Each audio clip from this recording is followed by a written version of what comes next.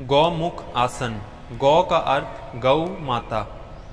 गौमुख आसन के अभ्यास में हमारे शरीर की आकृति गौ माता की भांति, उनके मुख की भांति ही बन जाती है। इसके अभ्यास के लिए अपने आसन पर बैठ जाएंगे। दोनों घुटने सीधे, पीठ गर्दन सीधी, हाथों को साइड में रखेंगे। अपने बाएं घुटने को मोड़ेंगे और बाएं घुटने को दाएं घुटने के नीचे इस प्रकार से रख देंगे। अब अपने दाएं घुटने को मोड़ेंगे और इसको बाएं घुटने के ऊपर इस प्रकार से रख देंगे। एक घुटने के ऊपर दूसरा घुटना, दोनों पैरों की एड़ियाँ दोनों कूल्हों के बगल में। अब जो घुटना ऊपर है, पहले दायां घुटना ऊपर है, दाएं हाथ को ऊपर से लेकर जाएंगे यहाँ से और बाएं हाथ को नीचे से लेकर जाएंगे इस प्रकार। पीछे जाकर दोनों हाथों की उंगलियों को इस प्रकार में आपस में बांध देंगे। सांसों की गति सामान्य रूप से चलती रहेगी। जो घुटना ऊपर है वो हाथ ऊपर से, जो नीचे है वो नीचे से। पहले गर्दन को थोड़ा सा आगे की ओर झुका देंगे। जब हाथ पकड़ लें और कोहनी सिर के बिल्कुल पीछे हो, जब हाथ को अच्छे तरीके से पकड़ लेंगे तो गर्दन को धीरे धीरे सीधा करते रहेंगे इस प्रकार।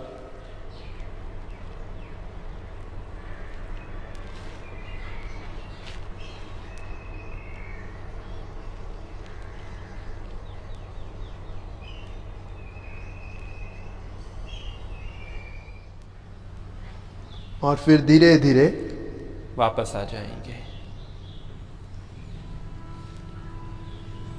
अब इसी अभ्यास को दूसरी तरफ से करेंगे।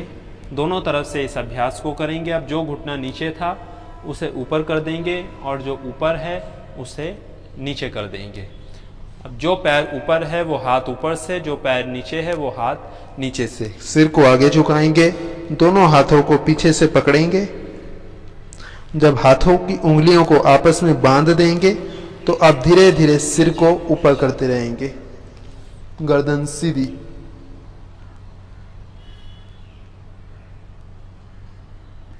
और फिर धीरे धीरे वापस आ जाएंगे। गौमुख आसन का अभ्यास करते समय सांसों की गति सामान्य रूप से ही चलते रहेगी। इसका अभ्यास 2-2, 4-4 बार तक दोनों तरफ से किया जा सकता है और प्रत्येक बार में 15 सेकंड से लेकर 60 सेकंड तक शरीर को स्थिर रखा जा सकता है। आरंभिक स्थिति में शुरुआत के कुछ दिनों में यदि पीछे दोनों हाथ इस प्रकार से न पकड़े जाएं, तो शुरुआत के दिनों में किसी रुमाल या कपड़े का सहारा लिया जा सकता है, जिससे हाथ न पकड़े जाएं। तो इस प्रकार से इतना बीच में फासला देकर कपड़े या रुमाल के सहारे उसको पकड़ा जा सके। अब यदि लाभ की चर्चा करें तो गौमुख आसन का अभ्यास करने से एक सकारात्मक ऊर्जा का, ऑरे का निर्माण होता है। जो शक्ति या जो ऊर्जा हमें गौ माता के मुख का दर्शन करके या उनके नज़दीक जाने पर अनुभव होती है, एक ऑरे का हमें अनुभव होता है, लगभग उसी प्रकार का एक ऑरा या उसकी झलक गौमुख आसन का अभ्यास करते समय हम अनुभव कर सकते हैं। इसके अभ्यास से सकारात्मक ऊर्जा का निर्माण होता है, उत्साह, साहस और मनोबल में वृद्धि होती है।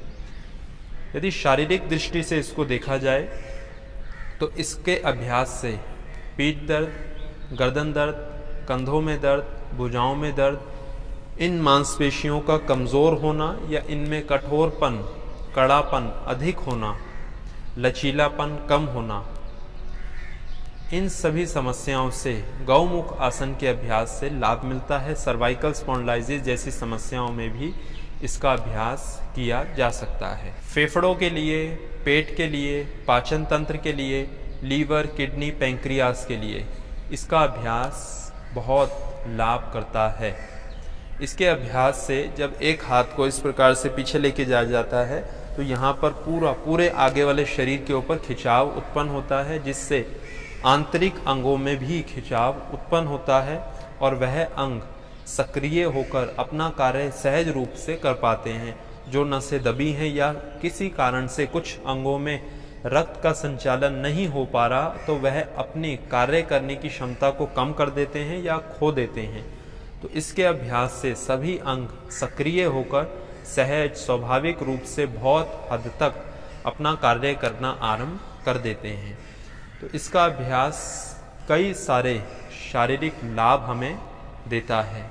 भोजन का पाचन ठीक से ना होना, फेफड़ों से संबंधित कोई समस्या होना, सीढ़ी चढ़ने या उतरने पर या थोड़ा सा पैदल चलने पर सांस फूल जाना, रात को बार बार नींद खुल जाना और सांस लेने में समस्या उत्पन्न होना, इन सभी समस्याओं में गौमुख आसन का अभ्यास लाभ करता है। इसके शरीर से मानसिक और शारीरिक स्थिरता प्राप्त होती है और शरीर बलवान बनता है। सावधानियों के रूप में ग्रंथों में इस आसन को न करने के लिए कोई विशेष निर्देश नहीं दिया गया है। लगभग हर व्यक्ति ही इसका अभ्यास कर सकता है, जब तक कोई बहुत गंभीर रोग ना हो। यदि बहुत किसी गंभीर रोग के शिकार हैं तो पहले चिकित्सक से सलाह लें, उसके पश्चात इसका अभ्यास करें। इसी प्रकार की और वीडियो नियमित रूप से देखने के लिए स्क्रीन पर दिख रहे लोगों पर दबाकर चैनल को सब्सक्राइब करें और हमें अपना स्नेह दें। धन्यवाद।